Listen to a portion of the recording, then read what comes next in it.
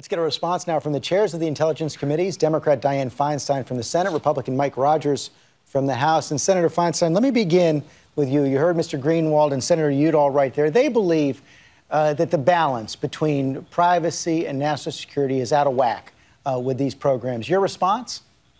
Well, of course, balance is a difficult thing to actually identify what it is. But I can tell you this.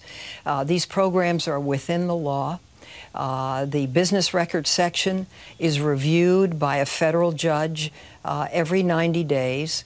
It should be noted that the document that was released, that was under seal, which reauthorized the program for another 90 days, came along with a second document that placed and discussed the strictures on the program. That document was not released. So here's what happens with that program. The program is essentially walled off within the NSA. There are limited numbers of people who have access to it. The only thing taken, as has been correctly expressed, is not content of a conversation, but the information that is generally on your telephone bill, which has been held not to be private personal property by the Supreme Court. If there is strong suspicion that a terrorist outside of the country is trying to reach someone on the inside of the country, those numbers then can be obtained. If you want to collect content on the American, then a court order is issued. So the program has been used. 2 cases have been declassified. One of them is the case of David Headley, who went to Mumbai, to the Taj Hotel, and scoped it out for the terrorist attack. The second is Nazibullah Zazi, who lived in Colorado, who made the decision that he was going to blow up a New York subway, who went to a beauty wholesale supply place, bought enough hydrogen peroxide to make bombs, was surveilled by the FBI for 6 months, traveled to go to New York to meet with a number of other people who were going to carry out this attack with him, and were arrested by the FBI, who has pled guilty and in federal prison. Here's the point, and this is why this is so difficult.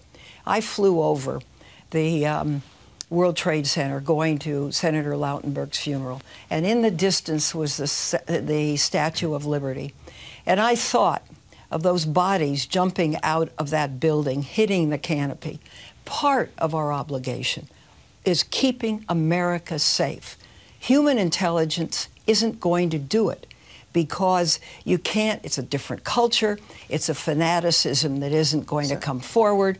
And so this kind of strictly overseen. It's overseen by the Justice Department, by inspectors general, by audits, by a 90-day review by the court, is looked at as a method.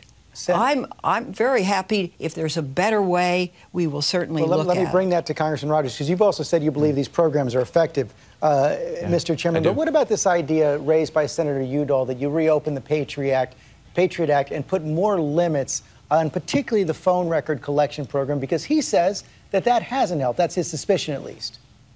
Well, I can tell you in the Zazi case in New York, it's exactly the program that was used. And remember, all of these programs, this is really important, George. I mean, really important. They are not, the National Security Agency is not listening to Americans' phone calls, and it is not reading Americans' emails. None of these programs allow that. As a matter of fact, the Patriot Act, and that part of that 702 says it is expressly prohibited by law that you can read and wholly surveil domestic email traffic in the United States.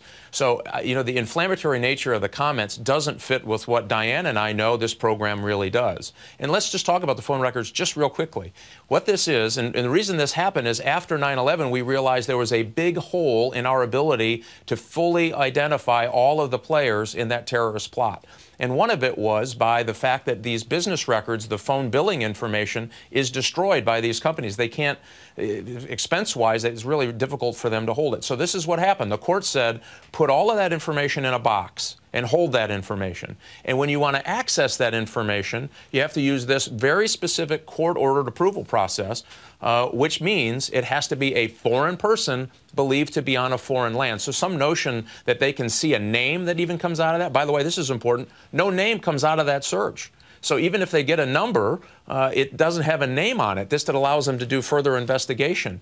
But the number of times it's accessed is it's a fraction of a fraction, number one. And number two, no one can data mine that information. That's what's so frustrating to those of us who know this program. Well, that's what I was just going to get to. Both of you know so much more than any other Americans. And one of the things you heard from Senator Udall is the desire for more public information. Now, he believes that the administration has not been misleading generally, the committee and the public. But I want to play an exchange that was in the Intelligence Committee in March when James Clapper was questioned by your colleague, Senator Wyden. Does the NSA collect any type of data at all on millions or hundreds of millions of Americans? No, sir. It does not. Not wittingly.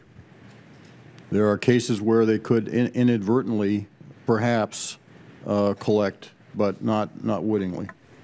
Senator Feinstein, I have to confess, I have a hard time squaring that answer with what we learned this week. Well, I think this is very hard. There is no more direct or honest person than Jim Clapper, and I think both Mike and I know that. You can misunderstand the question. This is one of the dilemmas of talking about it. He could have thought the question had content or something, but it is true that this is a wide collection of phone records, as Mike said, no name, no content, but the number to number, the length of time, the kind of thing that's on the telephone bill.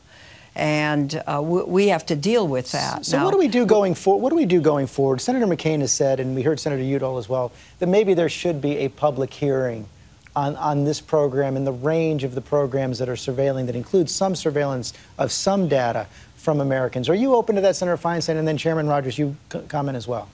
Yeah, I am open to it, and I have to think about this.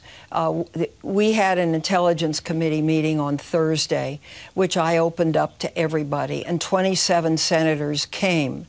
You know, we informed them that every senator, the material is available. They can come and see it. One of the strictures with highly classified stuff is no staff.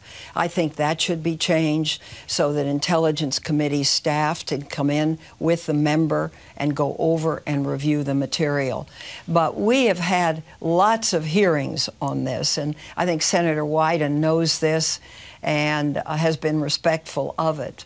And I'm open to doing a hearing every month if that's necessary. And I'm open to doing an open hearing. Now, here's the rub. The instances where this has produced good, has disrupted plots, prevented terrorist attacks, is all classified. That's what's so hard about this. So that we can't actually go in there and, other than the two that have been released, give the public an actual idea of people that have been saved, attacks that have been prevented, that kind of thing. Chairman Rogers? You know, George, one of the things that we're charged with is keeping America safe and keeping our civil liberties and privacy intact. I think we've done both in this particular case. And the problem with this is if you tell our adversaries and our enemies in the counterterrorism fight exactly how we conduct business, they're not going to do business the same way ever again. It makes it more difficult. And so each one of these programs, and I think the Zazi case is so important because that's one you can specifically show that this was the key piece that allowed us to stop a bombing in the New York subway system. But these programs that are authorized by the court, by the way, only focused on non-United States persons overseas, that gets lost in this debate, are pieces of the puzzle. And you have to have all the pieces of the puzzle to try to put it together. That's what we found went wrong in 9/11. And we didn't have all the pieces of the puzzle, we found out subsequently, to the Boston bombings either. And so had we had more pieces of the puzzle, you can stop these things before they happen. Finally, we're just about... Sorry, we're just about out of time. I just want a quick answer from each of you on this. We saw that a crimes investigation has been opened. Is it fair to say that both of you believe that this investigation should be pursued and the source, if found, should be prosecuted? I absolutely believe that someone did not have authorization to release this information. And why that's so important, George, is because they didn't have all of the information. I know your reporter that you interviewed, Greenwald, says that he's got it all and now is an expert on the program. He doesn't have a clue how this thing works. Neither did the person who released just enough information to literally be dangerous. I argue that there's other methods. He could come to the committees if they had concern. We have IGs that they can go to in a classified way if they have concern. Taking a very sensitive classified program that targets foreign persons on foreign lands and putting just enough out there to be dangerous is dangerous to us, it's dangerous to our national security, and it violates the oath of which that person took. I absolutely think they should be prosecuted. You too, Senator Feinstein? I do. Thank you both for your time this morning. Thank you. Thanks, George.